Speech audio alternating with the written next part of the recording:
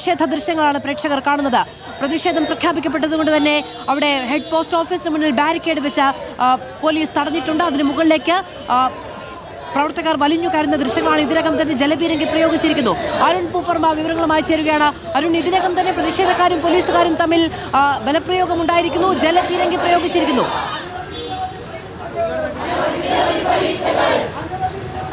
Madhu, SFI പ്രവർത്തകരെ പിരിച്ചുവിടുന്നതിന് വേണ്ടി police ഒരു റൗണ്ട് ജലപീരങ്കി പ്രയോഗിച്ചു എന്നതാണ്.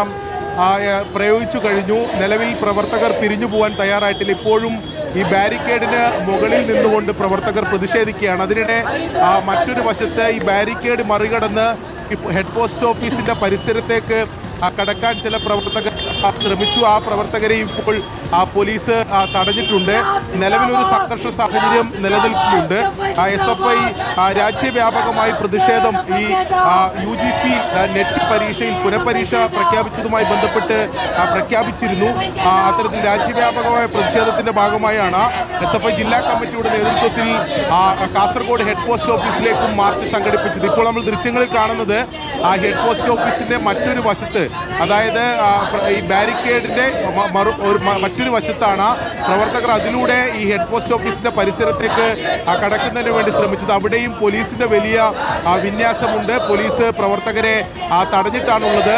നേരത്തെ തന്നെ ഈ പ്രതിഷേധത്തിൽ സംഘർഷമുണ്ടാകും, മാർച്ചിൽ സംഘർഷമുണ്ടാകുമെന്ന വിവരം പോലീസിന് ലഭിച്ചിരുന്നു. അതുകൊണ്ട് വലിയ പോലീസ് സന്നാഹവും ഇവിടെ ഉണ്ടായിരുന്നു. ബാരിക്കേഡ് കെട്ടി പ്രവർത്തകരെ പോലീസ് തടഞ്ഞു. എന്നാൽ ഈ ബാരിക്കേഡ് മറികടക്കാൻ SFI പ്രവർത്തകർ ശ്രമിച്ചു.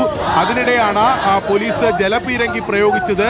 ജലപീരങ്കി പ്രയോഗിച്ചിട്ടും ഈ പ്രവർത്തകർ പിരിഞ്ഞു പോകാൻ തയ്യാറായില്ല, അല്ലെങ്കിൽ ഈ പ്രതിഷേധം അവസാനിപ്പിക്കാൻ തയ്യാറായില്ല. വീണ്ടും ഈ ബാരിക്കേഡ് രണ്ട് വശങ്ങളിലൂടെ ബാരിക്കേഡ് മറികടന്ന് ഈ അകത്തേക്ക് പ്രവേശിക്കാനാണ് പ്രവർത്തകർ ശ്രമിച്ചത്. നിലവിൽ ഹെഡ് പോസ്റ്റ് ഓഫീസിലേക്കാണ് പ്രതിഷേധം. നെറ്റിൽ പുനഃപരീക്ഷ പ്രഖ്യാപിച്ചതിന്റെ പേരിലാണ് ഇപ്പോൾ വലിയ പ്രതിഷേധം SFI ഉയർത്തുന്നത്.